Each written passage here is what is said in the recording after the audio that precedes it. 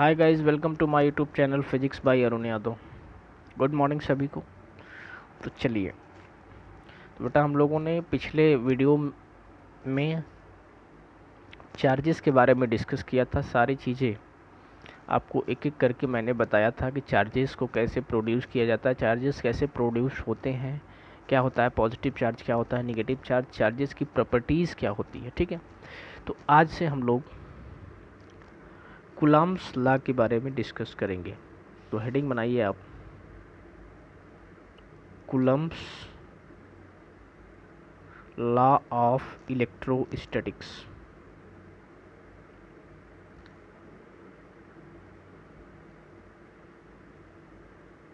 ठीक है, कूलाम का नियम।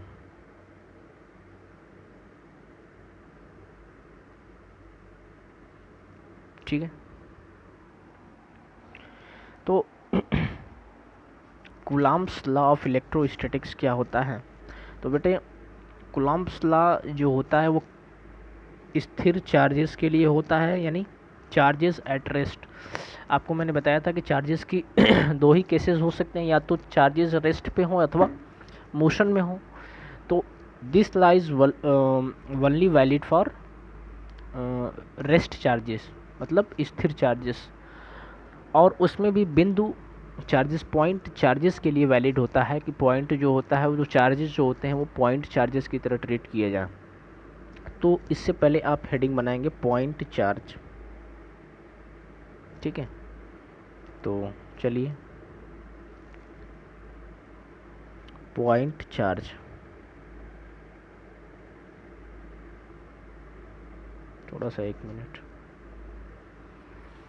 ऐसे कर लेते हैं। हेडिंग बनाइए पॉइंट चार्जेस, बिंदु आवेश जिसको बोला जाता है।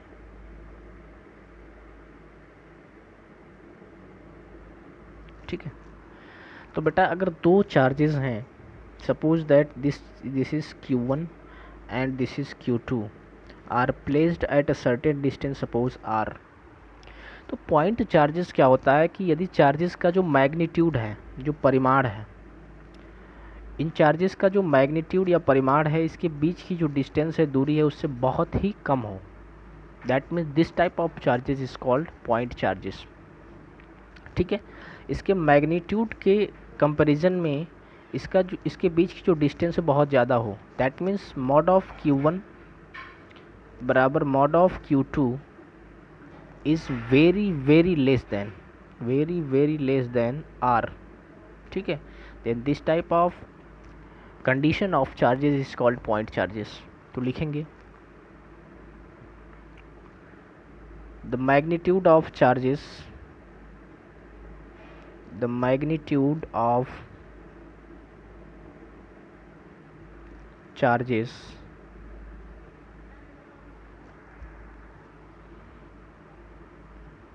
या इसको आप डायमेंशन भी बोल सकते हैं, डायमेंशन। ठीक है, the magnitude of charges is very less then in the comparison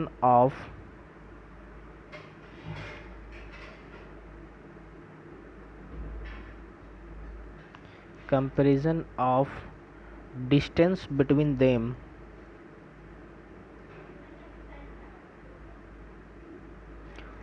then this type of charges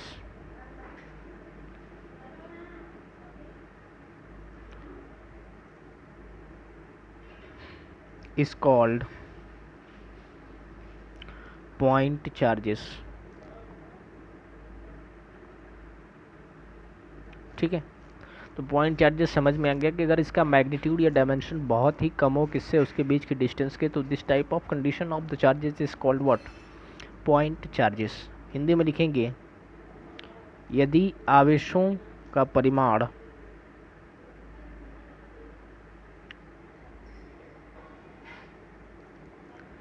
उनके बीच की दूरी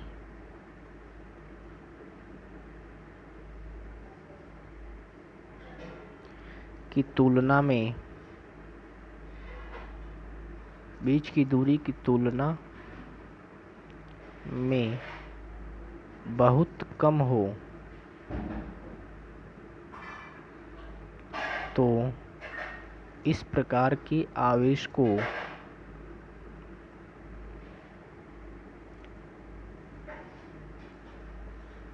बिंदु आवेश कहते हैं। बिंदु आवेश कहते हैं, ठीक है ना। Point charges had no any dimension, that means dimension is negligible. आप डायमेंशन, इसका जो डायमेंशन होता है वो इसके बीच की डिस्टेंस के कंपैरिजन में बहुत ही कम होता है। That means we can take negligible, that means approx 0, ठीक है। तो इस तरह के जो चार्जेस होते हैं, this type of charges is called what, point charges. And Coulomb's law is only valid for what, point charges. तो अब आप कूलम्ब्स लॉ की बात करेंगे। कूलम्ब्स लॉ, कूलम्ब का नियम, ठीक है। तो बेटा देखिए, अगर suppose that this is a point charge Q1 and this is Q2 are placed a certain distance suppose R apart from each other. तो इसके बीच में बेटा कूलम्ब्स, जो कूलम्ब्स साहब थे, उन्होंने बताया कि अगर दो पॉइंट चार्जेस को कुछ दूरी पर रख दिया जाए, suppose that the distance between them is R, तो उनके बीच में, चूंकि आपको पता है दिस इज Q1 है, सपोज आपको मैंने चार्जेस में बताया है कि charges are two types, first one is positive and second one is negative. तो if the nature of both the charges are same, then these are repel to each other, these are repel to each other। ये एक दूसरे को क्या करेंगे, प्रतिकर्षित करेंगे, यदि ये लाइक चार्जेस होंगे तो। But we can take the first charge is suppose positive and the second charge is opposite to this charge, that means we take negative, then both the charges are attracted to each other because these are opposite in what, nature, ठीक है। तो coulomb साहब ने यही बताया कि यदि दो चार्जेस को एक दूसरे से कुछ दूरी पर रख दिया जाए तो वो एक दूसरे को, उसके बीच में जो लगने वाला आकर्षण अथवा प्रतिकर्षण बल है वो उनके बीच की दूरी, उनके परिमाण के गुणनफल के अनुक्रमानुपाती तथा उनके बीच की दूरी के वर्ग के व्युत्क्रमानुपाती होता है, ठीक है।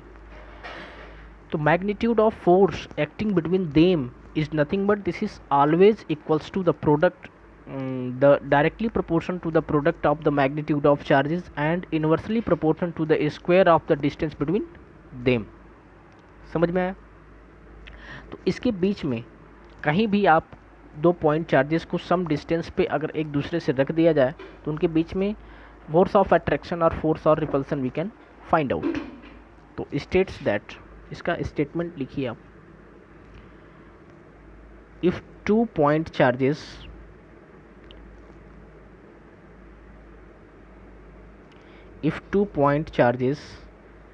are placed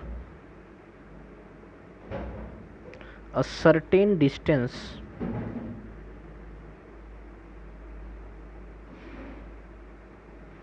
apart from each other,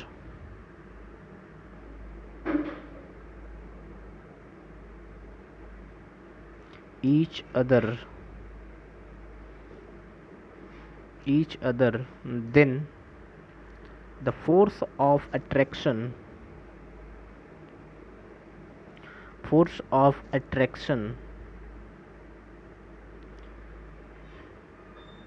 or repulsion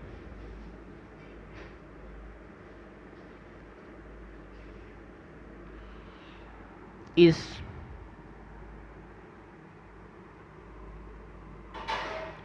directly proportion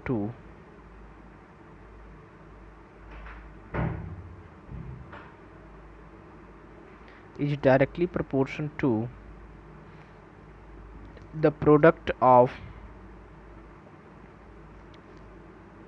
magnitude of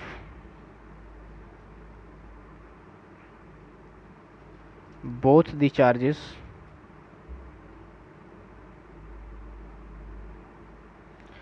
and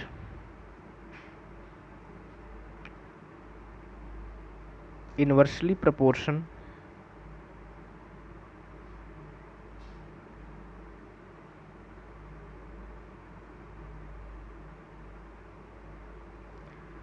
to the square of distance between them.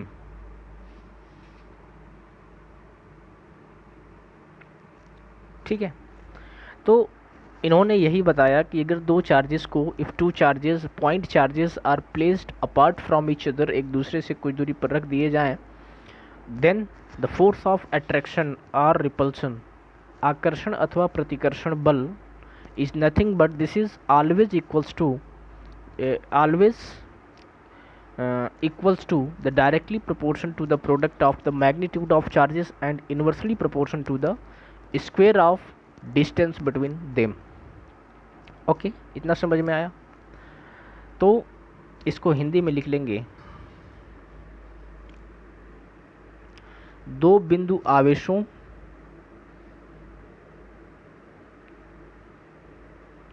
According to Coulomb's law, लिखे कुलाम के नियम के अनुसार। इसको डबल इन्वर्टेड कॉमा में लिखेंगे, कभी भी स्टेटमेंट जो होता है डबल इन्वर्टेड कॉमा में लिखा जाता है।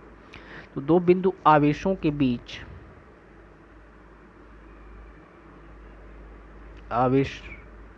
आवेशों के बीच लगने वाला आकर्षण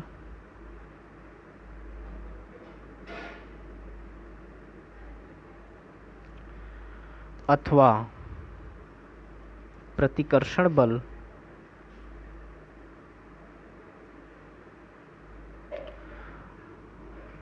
आकर्षण अथवा प्रतिकर्षण बल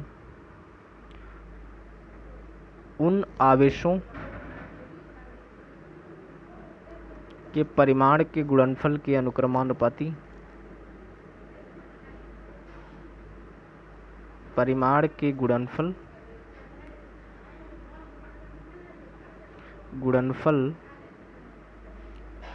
के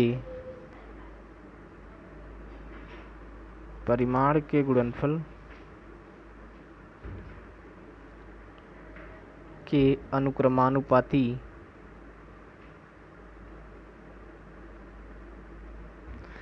तथा उनके बीच की दूरी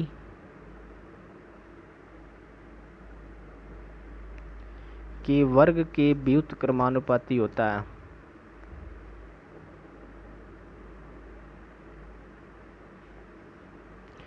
व्युत्क्रमानुपाती होता है, ठीक है बेटा। तो this is the statement of Coulomb's law, उन्होंने ये बताया। अब इसका मैथमेटिकल रिप्रेजेंटेशन देख लेते हैं, हम आगे बढ़ते हैं। देखिए, suppose that this is point charge Q1 and this is Q2 and placed apart, suppose r distance apart from each other. Okay, then according to Coulomb's law, suppose these charges are like in nature, that means these charges are same in same in nature, ठीक है। तो F according to Coulomb's first statement, this is nothing but this is the force of attraction or repulsion acting between them is nothing but this is always equals to the directly proportion to the product of magnitude of charges, that means F is directly proportion to Q1 into Q2. This is suppose equation number first.